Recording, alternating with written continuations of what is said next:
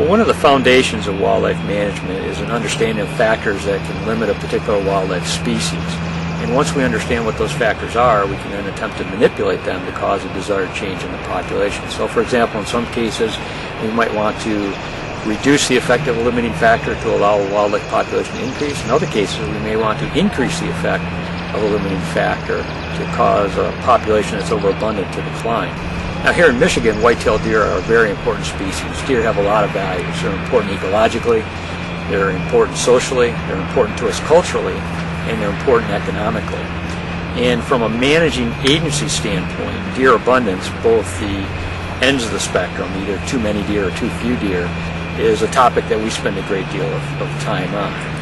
Now, there are a number of factors that can drive a deer population. One important factor is the percentage of fawns that survive for the first year and are recruited into the adult age class, where they can then become breeders and contribute to the population. And of course, there's a number of factors that can influence fawn survival and recruitment.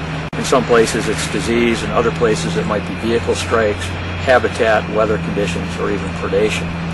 Well, Michigan's a pretty big state. We span about 600 kilometers from north to south, and the factors that influence deer populations and influence fawn survival vary along that latitudinal gradient. So we as wildlife managers want to understand that variation in order to be able to develop effective management strategies. So fortunately, there's been some work done on fawn survival in the southern part of the Lower Peninsula, and what we want to do in the current study is actually jump to the northern end of that gradient and study fawn survival in the Upper Peninsula. And one of the main reasons we wanted to move to the Upper Peninsula is because the deer population in the Upper Peninsula declined after back-to-back severe winters in 1995, 96, 96, 97.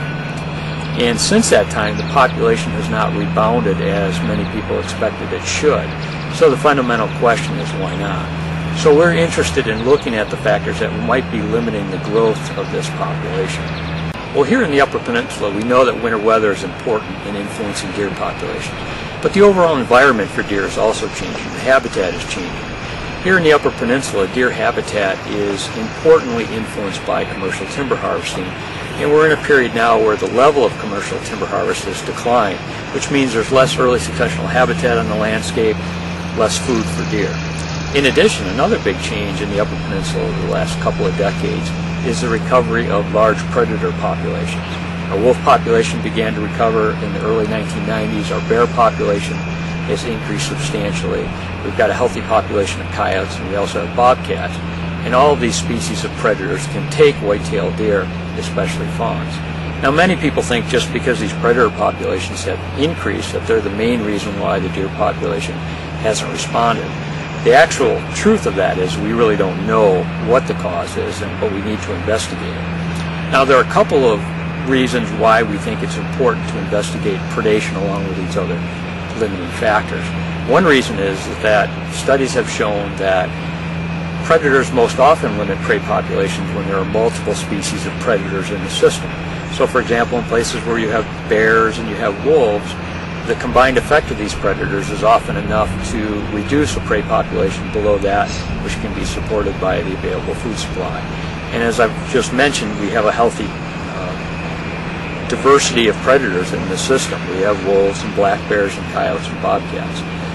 Another reason why we think it's important to investigate the role of predation in this system is because research has shown that predators have the greatest demographic effect on prey populations through predation of young of the year.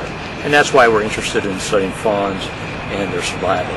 So we're really interested in studying the role of winter weather, habitat, and predation on fawn survival.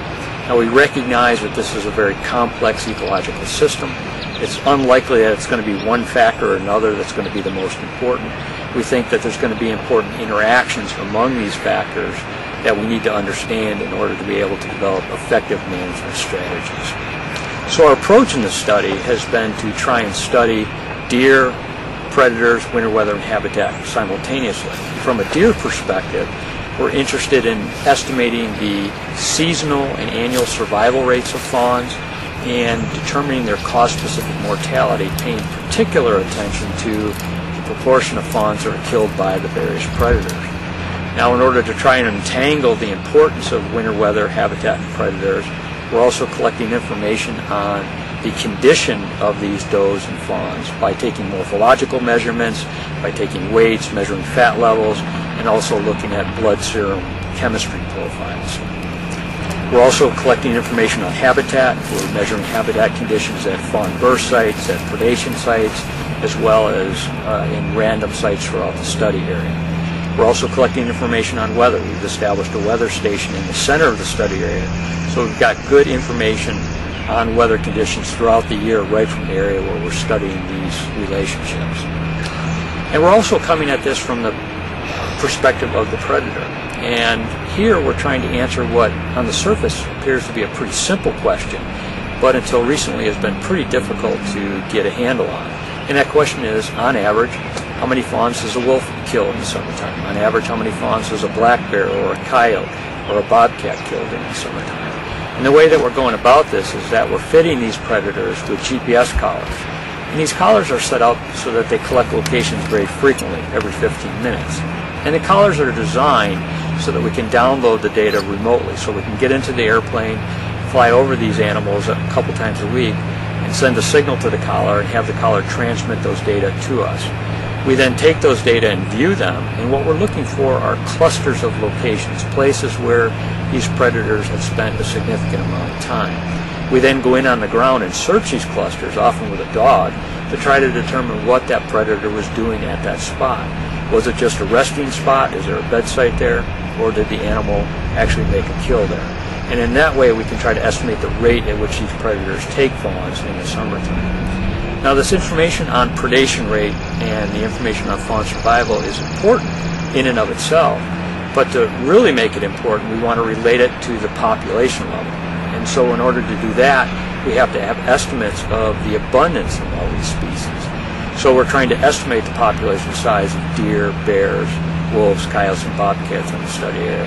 And here we're utilizing some techniques that have already been developed for some species, and for other species such as bobcats there hasn't been a real good technique out there, and so we're developing a technique based on genetic markers and a hair snare sample collection technique.